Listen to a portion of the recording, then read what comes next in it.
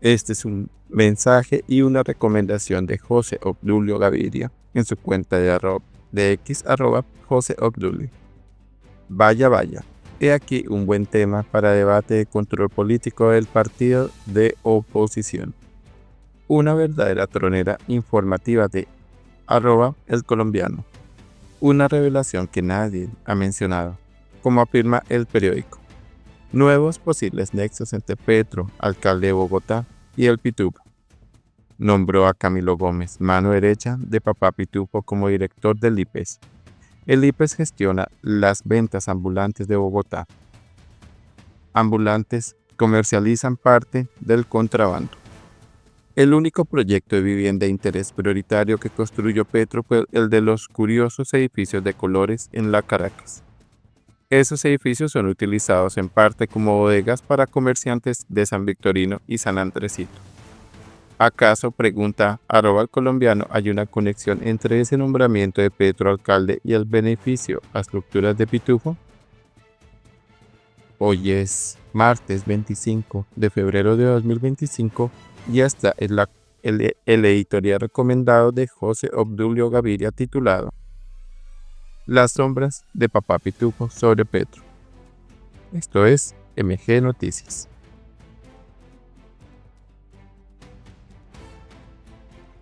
La sombra de Papá Pitufo sobre Petro. La sombra de Papá Pitufo sobre Petro cada día crece más y quedará tatuada en su mandato como símbolo de la incoherencia entre su discurso y su gestión. Editorial El Colombiano, martes 25 de febrero de 2025. La figura de Papá Pitufo ha emergido como un símbolo inquietante de la corrupción y el contrabando en Colombia. Es el alias al que responde Diego Marín Buitrago y nos pone frente a un doloroso interrogante sobre nuestro país.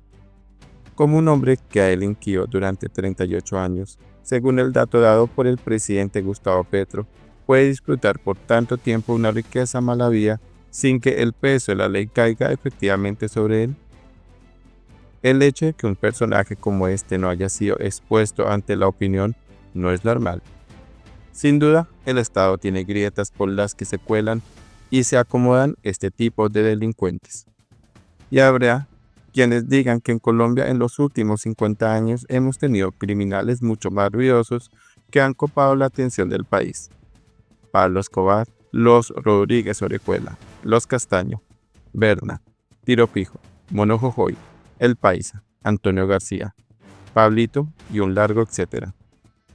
Todo eso es verdad, pero lo que sí no puede pasar ahora es que el presidente Gustavo Petro pretenda lavarse las manos y posar como si él o su círculo más cercano estuvieran libres de culpa, justo cuando el país está siendo testigo de cómo brotan un día sí y otro día también indicios de la relación entre Petro y Pitufo.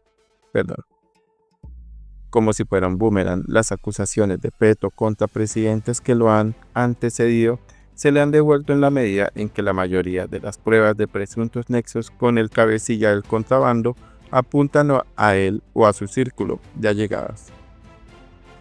Empezando por los datos ya conocidos, los 500 millones de pesos de Pitufo que entraron a la campaña de Petro y la avioneta que Petro utilizó para desplazarse en campaña a Buenaventura.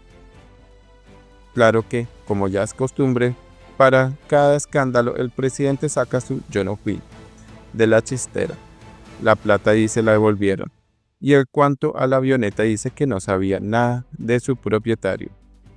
Entonces el sesudo investigador del crimen en Colombia, Gustavo Petro, en condición de candidato presidencial, se sube en una avioneta sin saber de quién era, dizque porque tenían que ir a Buenaventura y estaba lloviendo.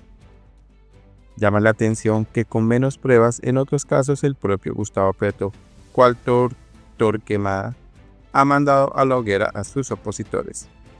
Y ahora el mismo implacable juez quiere que el país considere que las pruebas en su contra son apenas pecados veniales. ¿Por qué tenemos que creer, por ejemplo, que Petro no conocía a Pitufo cuando se subió a la avioneta y los gobernantes que lo antecedieron sí?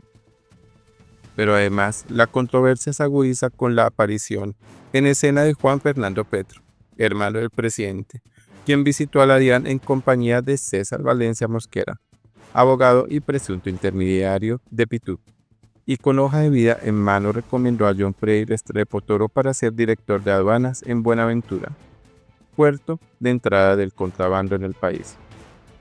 Como el puesto ya estaba ocupado por una recomendada de la Casa de Nariño, Petro y Valencia lograron ubicar a Restrepo como segundo de la directora. Pero eso no es todo. Ahora, y esta es una revelación que nadie ha mencionado, aparecen nuevos posibles nexos de esa relación.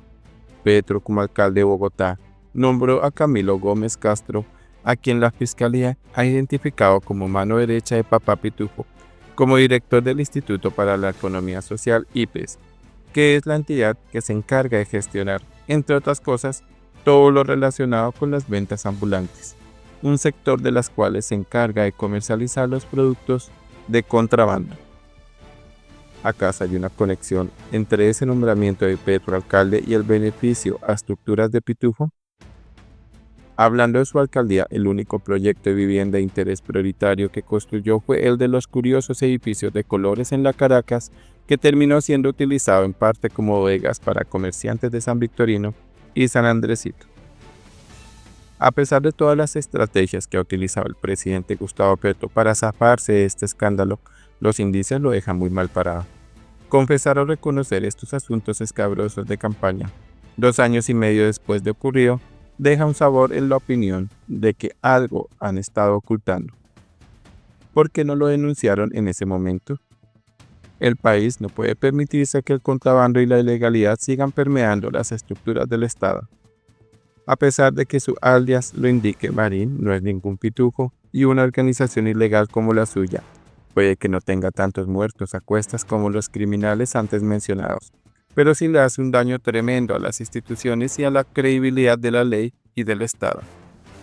Por no hablar del impacto sobre la economía, el recaudo de impuestos y la contabilidad de los empresarios pequeños y grandes que todos los días se levantan a cumplir con la ley.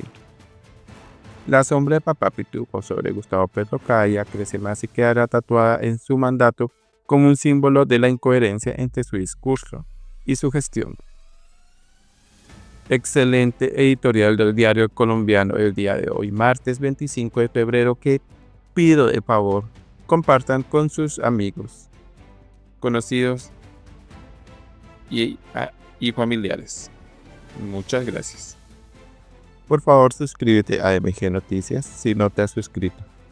Activa la campanita para recibir las últimas notificaciones.